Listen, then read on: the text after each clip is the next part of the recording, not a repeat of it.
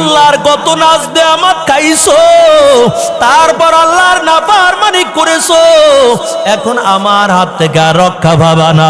ইযা জাআ আজালুহুম লা ইস্তাখিরুনা সাআতাও ওয়ালা ইস্তাকদিমুন।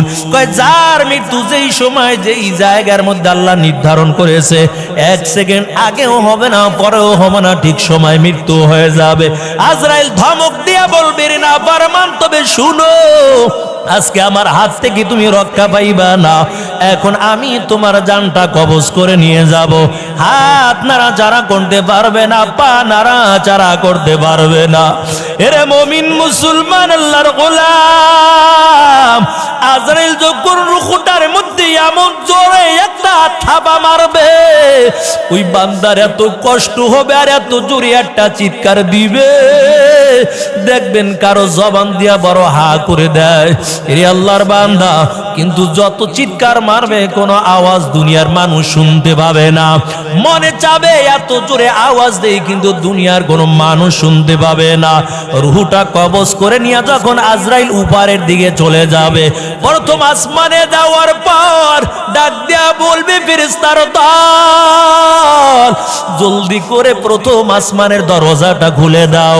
ওই আসমানের ফেরেশতারা ডাক দিয়া বলবে, না না, আসমানের দরজা খোলা হবে না, কারণ কার রুহু নিয়ে তুমি আসমানের মধ্যে আসছো, এই রুহু দিয়া পচা দুর্গন্ধ বের হয়ে যায়, এই নাপাক রুহু নিয়ে আসমানের দিকে আসতে পারবা না। আজরাইল আবার ডাক দিয়া বলবে, জলদি করে একটু আসমানের দরজা খুলে দাও, আমি রুহুটা নিয়ে একটু উপরের দিকে যেতে চাই। আবার আসমানের প্রথম দরজার ফেরেশতা ডাক দিয়া বলবে, না না, এই নাপাক রুহু নিয়ে আমি আসমানের মধ্যে ঢুকতে দিব না, অর্থাৎ আসমানের দরজা খোলা হবে না, এই নাপাক রুহু নিয়ে আসমানে আসতে দিব না। ওই মাইয়িতকে গোসল করাইয়া কবরের মধ্যে রাখিয়া সবাই যখন মাটি দিয়া চলে আসবে, ওখান থেকে গুসা হইয়া আজরাইল আবার রুহুটা নিক্ষেপ করে দিবে। ওই রুহুটা আবার মাইয়িতের ভিতর চলে আসবে কবরের মধ্যে। মুনকার নাকির প্রশ্ন করবে, তোমার রবকে বলো, তোমার রবের পরিচয় দাও, ধর্মের পরিচয় দাও, মায়ার নবীর পরিচয়টা দিয়া দাও।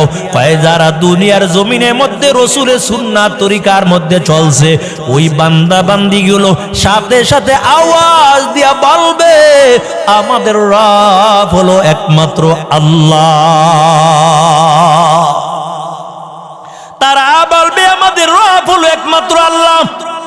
ইন্নাল্লাযীনা ক্বালু রাব্বুনাল্লাহ সুম্মা ইসতাকামু তাতানাজ্জালু আলাইহিমুল মালাইকাতু আল্লা তাখাফু ولا تحزنوا وأبشروا بالجنة التي كنتم توعدون।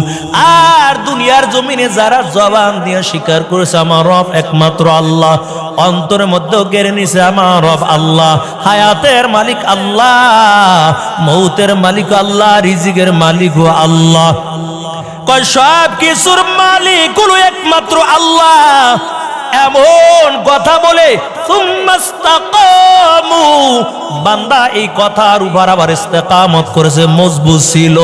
আল্লাহ বলেন, মৃত্যুর সময় বান্দা বান্দির চিন্তা করা লাগবে না, আমি আসমান থেকে রহমতের ফেরেশতা নাজিল করে দিব, আর ওই ফেরেশতাগুলো আইসা ওই বান্দাকে জান্নাতের সুসংবাদ দেখাইবে, ওই বান্দাকে জান্নাতের সুসংবাদ শোনানো হবে। আর কারো কারো চোখের সামনে আল্লাহ তাআলা পুরা জান্নাতের ছবিটা ফেরেশতারা ওই বান্দা বান্দিকে দেখাইয়া দিবে।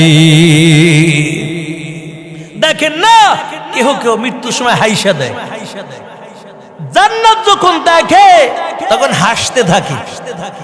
এরে মুমিন মুসলমান আল্লাহর গোলাম, আর বেনামাজি নাফরমানের রূহটা কত কষ্ট করে তারপর কবজ করা হবে।